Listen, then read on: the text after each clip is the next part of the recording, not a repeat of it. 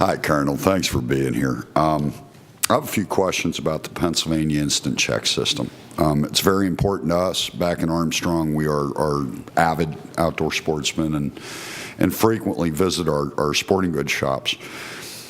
I'm curious, and I appreciate the experience you bring from other venues because it gives us the opportunity to compare and contrast what Pennsylvania is doing versus what everybody else is doing. Could you give me the status of how PICS is funded and what's the status of that revenue? Is your stream consistent? Is it? I'm going to turn it over to the Colonel to maybe talk about the funding portion of it, or Bill to talk about the funding portion of it might help. Go ahead, Bill.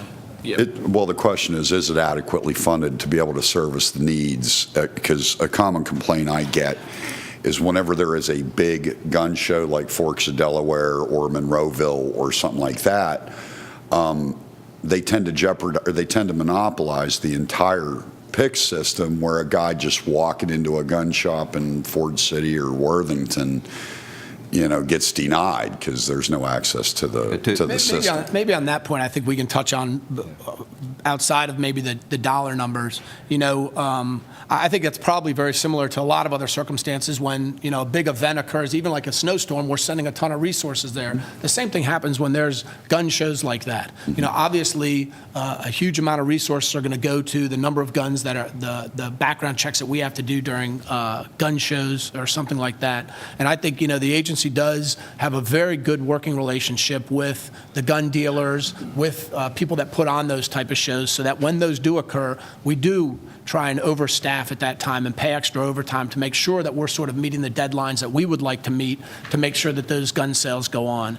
And, it's very comforting when, historically, when the system goes down, our system or the federal system, years back, we used to get a huge amount of calls from the dealers saying, hey, we're not getting our guns through. Because I think the relationship that the Pennsylvania State Police has developed, that I think the gun dealers now feel a much better level of comfort that the state police is working its butt off to make sure that we're getting the systems back up and running. So in circumstances like that, we do know ahead of time when those are going to happen. We staff up, we pay extra overtime to ensure that we have people there. And we shouldn't be seeing significant backlogs on those calls or denials, as you're saying, because I know I monitor any outages. I monitor any time that we're not responding immediately to those calls, and I'm not seeing a lot of those. But I also would point out we've done a lot to modernize that system, and so it's no longer required that someone call in by phone. They can also go across the web. That seems to work out very well. More than a third of our inquiries now come across the web as opposed to the phone system.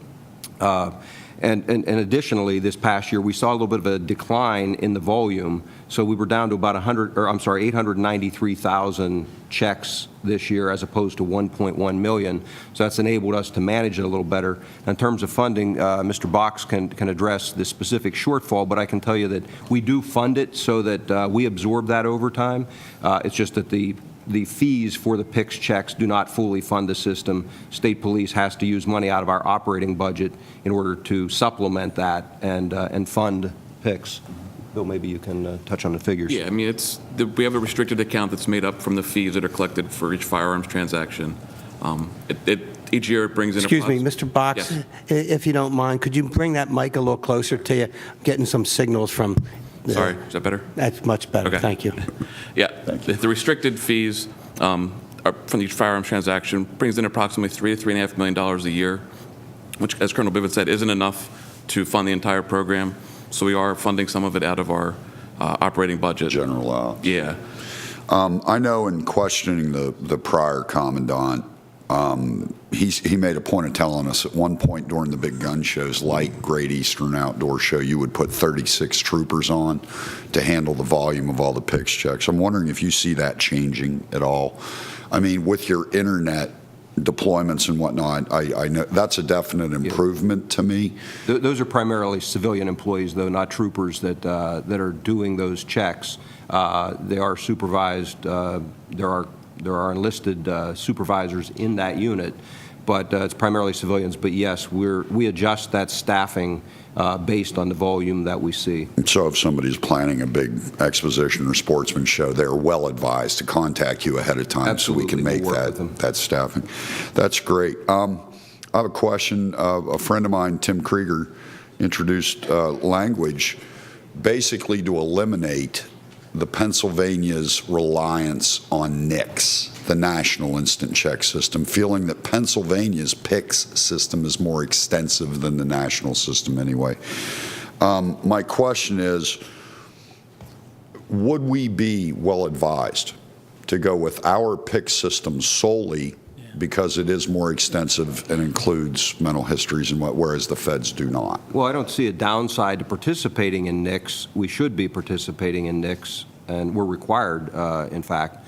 But with PICS, there are some added benefits to the citizens here in Pennsylvania. Right.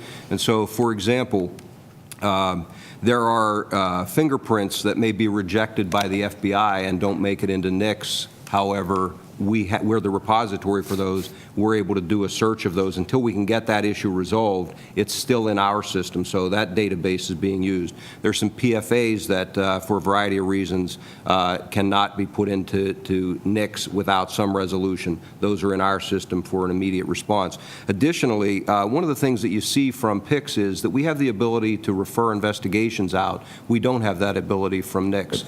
So, for example, when we have people who falsify an application and an attempt to make a purchase, when that goes into NICS, there's a very small percentage of those. In fact, the statistics that I've seen nationwide last year, there were only 62 referrals nationwide for prosecution.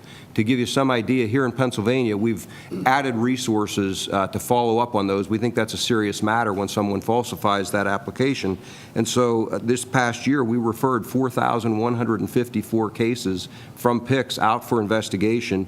We had 453 prosecutions. We've had multiple hundreds that were declined by district attorneys for prosecution, about 500, and we've got others that remain under active investigation at this time. So I think it really is an appropriate safeguard that we have in place, and we get information from PICS and an ability to enforce the law using PICS that we would not have with NICS. Great answer. Thank you. Switching gears. In real life, I was a high school teacher. And the events of Newtown and Nickel Mine greatly disturb me. I have kids in school. What's your position on arming teachers who have passed background checks? You know, I think the state police and I think law enforcement across the country has looked at this, and you know, our feeling is there should be great caution in determining if a teacher and what situation they should be carrying a gun in a school. I think that there's a huge amount of training that law enforcement goes through when we practice moving into a school and in these type of situations. I mean, we go through hours and hours of practice and training on formations and how we respond and what we should do. And we all believe, you know, the teachers have a huge amount of responsibility already when these situations occur to safeguard children, whether it's sheltering them in place, whether it's having them evacuate. So I think, you know,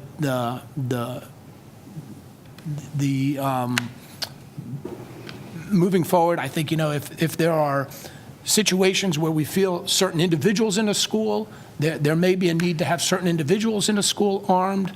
You know, I think that's the type of thing that law enforcement would look at and then determine sort of what would be the best practices for the schools. So it's not really an overall overarching policy. You'd prefer to deal with that on an individual basis? I would think so. Okay. I think that's all my questions, Chairman. Thank you. Thank you. Thank you.